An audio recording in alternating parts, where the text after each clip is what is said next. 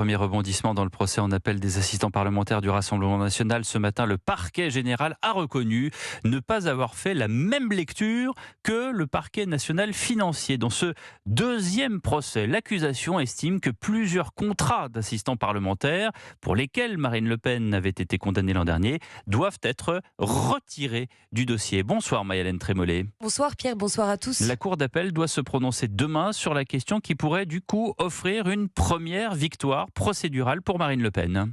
Oui, ce matin, dans la salle d'audience, Marine Le Pen ne peut s'empêcher de hocher la tête en signe d'approbation quand son avocat Rodolphe Bosselus salue l'honnêteté du parquet général. C'est un soulagement et c'est ce soulagement que je note aujourd'hui. Les choses sont appréhendées avec beaucoup plus de sérénité et moins d'hostilité. Concrètement, cela signifie que le parquet général considère la chef de file du RN à l'Assemblée injustement condamnée en première instance et que si la Cour d'appel lui donne raison demain, le Parlement européen sera contraint de rembourser une partie du million d'euros déjà payé par le RN.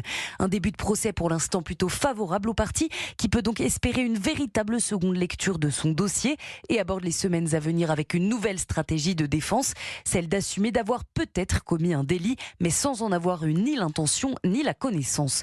Ainsi, Marine Le Pen affirmait devant les juges n'avoir jamais eu le sentiment d'être en faute mais rejette surtout la responsabilité sur le Parlement européen, considérant qu'il n'a, je cite, pas joué son rôle d'alerte sur le sujet des assistants parlementaires. Merci Maï-Hélène Trémollet du service politique d'Europe